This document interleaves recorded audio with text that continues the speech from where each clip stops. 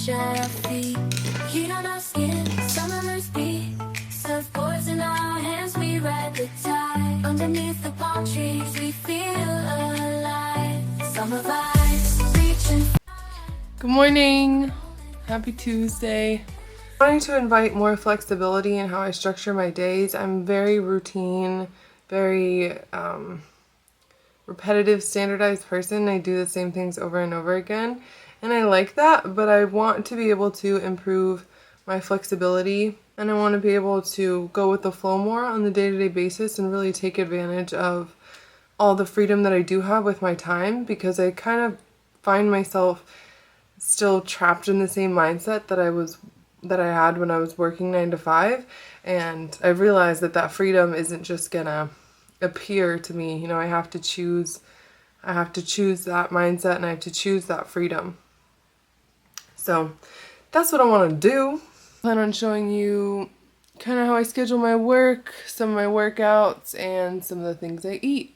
So let's do it. So this is the same breakfast I've been having for about 6 months now. The base of it is this Chobani zero sugar yogurt. This is my favorite flavor, the milk and cookies, but all of them are really good. This is 60 calories and it has 12 grams of protein, 0 fat, 0 lactose. So even though it is dairy, it's lactose free, so it doesn't irritate my stomach. 1 serving of this Love Crunch granola. This is the dark chocolate peanut butter flavor. This is my favorite flavor. 1 serving is 1/4 cup and it's 155 grams of fat because it does have the peanut butter in it, but oh boy, it's worth it. This is the most delicious granola in the world. And then the only thing that changes day to day is my seeds. So I'm on the first half of my cycle right now, so I'm going to be doing a tablespoon each of ground flax and ground pumpkin seeds, and I'll show you that when it's all together.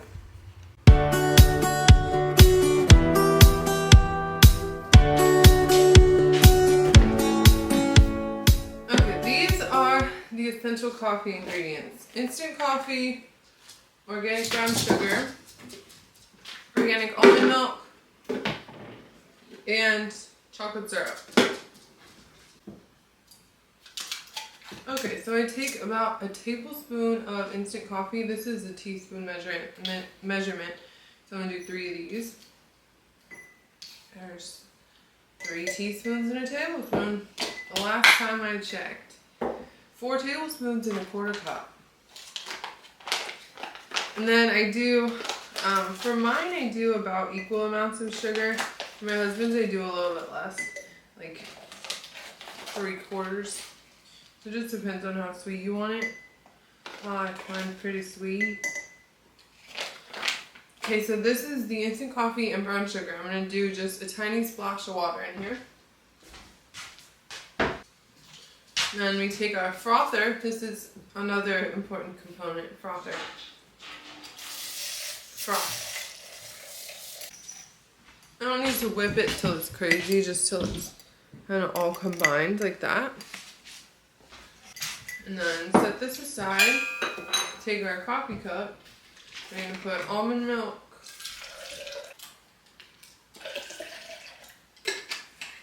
I do like a cup of almond milk, and then this is Hershey's chocolate syrup. This is the 0 sugar one, but I'm planning on switching to this one. That's a new one I haven't opened yet. It's their Simply 5. Because it does have a little bit more sugar, but this one has less calories and less sugar, but it has a lot more chemicals. So I think I'm going to switch to this one, but this one's very good. If you're considering trying out the 0 sugar one, it tastes exactly like the normal Hershey's syrup. So just from a taste perspective, it's totally good. I think they probably use so many chemicals in the original Hershey syrup that this isn't affected much by taking out real sugar and putting in fake sugar. Oh, I'm mixing the chocolate syrup into the almond milk. Okay? Then we take our coffee and pour that on top. And then because there's coffee still in here, I always take a little bit more milk. And sometimes a little bit more syrup. And And then froth this so we get all the extra coffee out of the cup. Put that in there. Top it with ice, and we are done.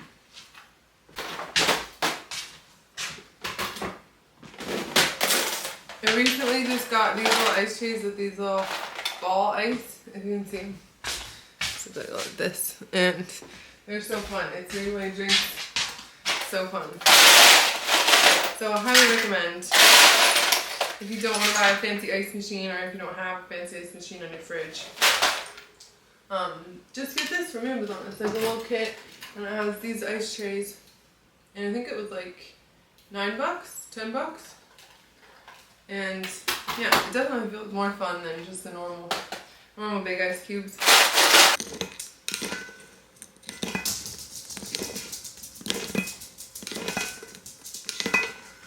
So I got these two little rack setups. I think one's gonna go here in the kitchen to hopefully move some of this stuff off of the windowsill and organize it over here. And then one of them I think I might put upstairs in my little desk area.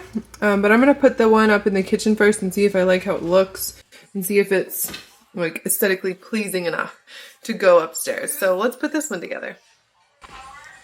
Look at this little screwdriver.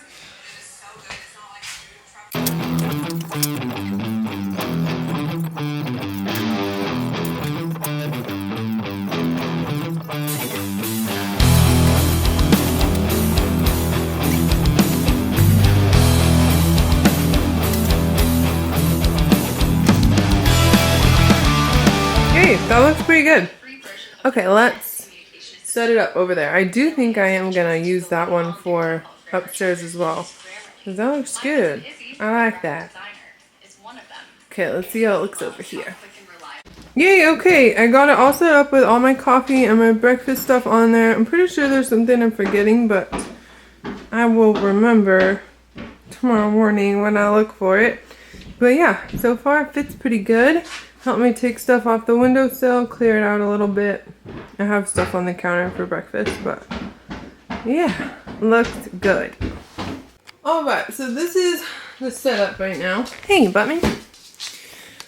This is our spare room. We have our closet stuff in here. I have my weightlifting stuff, my Peloton, mirror, and then right here, I'm going to use this little corner of this table to set up like an at-home office, because I work from home and I didn't really have an area to do my stuff. I was always just working in bed or like working wherever I could. So it's going to be nice to have a little area designated just for my work. So getting it set up now, let's get that shelf built. Yay! It's looking good. It's coming together up here. I have a mat and a floor cushion and some rugs coming in the next couple days. So I'm very excited to add those pieces. Today is Friday, June 28th. Very grateful to be just breathing the fresh air on this Friday afternoon. Moved my body with some Peloton this morning and did my yoga with my husband, so I am feeling good.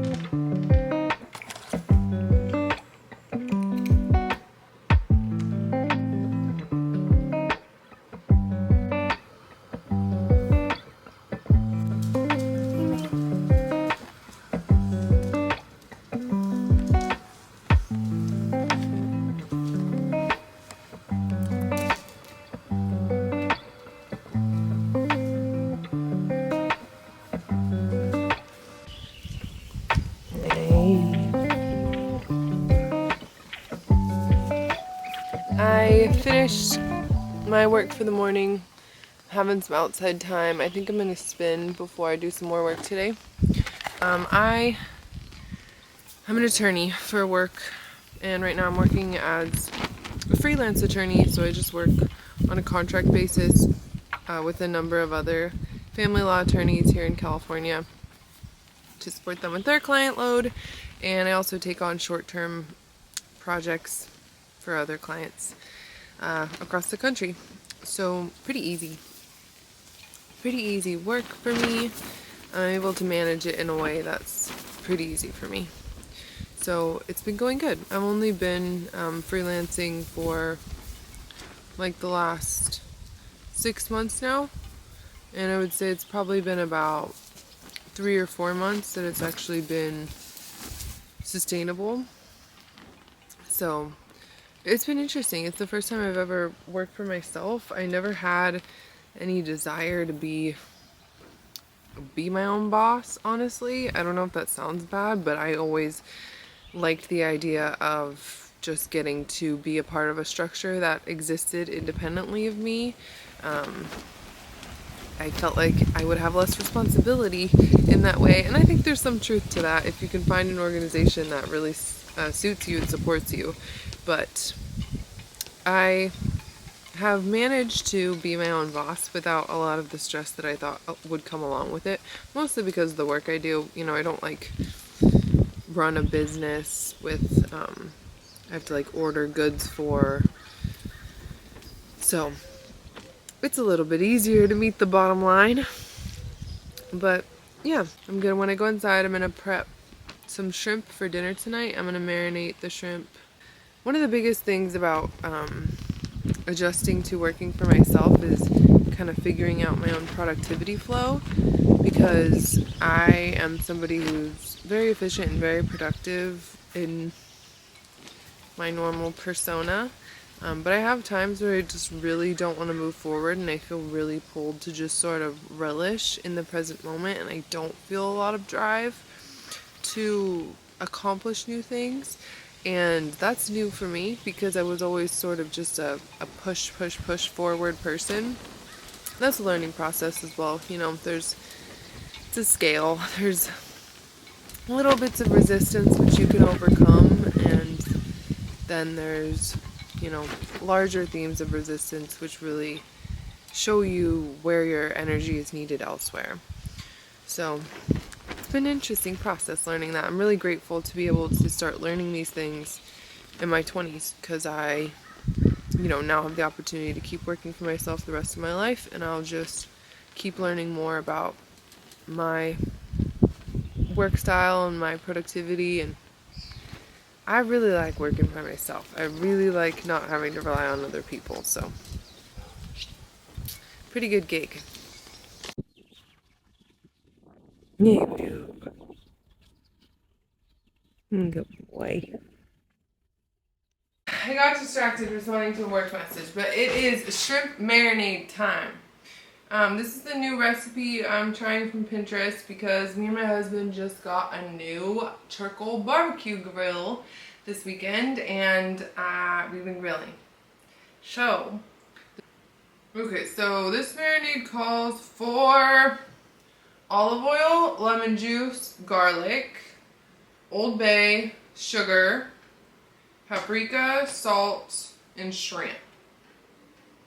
So I'm just going to put everything else in there and leave the lemon juice out, because I'm going to have it in the fridge for a couple hours and I don't want it to start to cook in the lemon juice.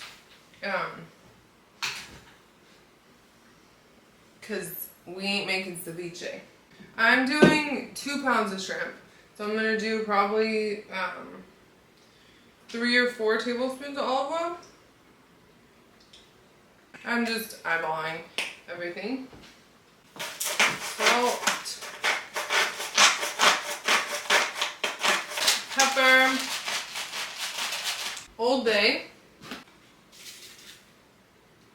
I don't have white sugar. I don't have white sugar, which would probably be more typical, but I have brown sugar, which will be fine. Just gonna do a little bit of brown sugar, maybe a tablespoon. We got some garlic. This is the pre-chopped lazy stuff. Oh! Then do like a teaspoon. Chopped garlic, probably 2 or 3 cloves. And the last thing it said was paprika. I don't have any paprika, but I have chili powder, so I'm gonna add that. So let's mush this up. Okay, shrimp are in the bag. Let's get these all evenly coated in our marinade. And then these are just gonna sit in the fridge for a couple hours until we need them later. Alright, and with the shrimp tonight, I'm gonna make an orzo salad. So I know there's a dressing for the salad. I'm gonna see if I can get that started now, so I can have that ready to go for later as well. Okay, the dressing for the orzo salad is really easy. It's just olive oil, a little vinegar. They say red wine vinegar, but I don't have that, so I'm just gonna use rice vinegar. Olive oil, vinegar, lemon juice, honey, garlic, and then some Italian seasoning and salt and pepper. So let's get that started. Alright, 1/4 cup of olive oil.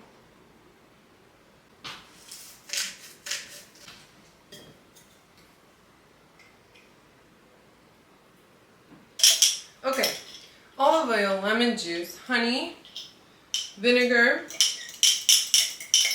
salt, pepper, Italian seasoning. So just basic dressing. I'm actually going to go ahead and I think make the rest of the orzo salad right now too, because I think it'll probably be better if it sits for a few hours before we eat it. So I'm going to boil the water for the orzo and chop the veggies. I will be back. Okay, our chopped veggies are done. We got red onion, a yellow bell pepper, some cucumber, and some basil. And our dressing right there. Waiting on the pasta to boil, and then I'm going to run under cool water and get it added and throw the dressing in. And then before we eat it, I'm gonna put some feta on top. Alright, that is beautifully mixed. Oh, I don't think I told you. I didn't have enough orzo, so I added some penne. So it's half orzo, half penne salad. But I got that mixed up with the dressing and the veggies. I'm going to put this in the fridge, let it sit just like this, and then when we serve it, I'm going to add some arugula and some feta.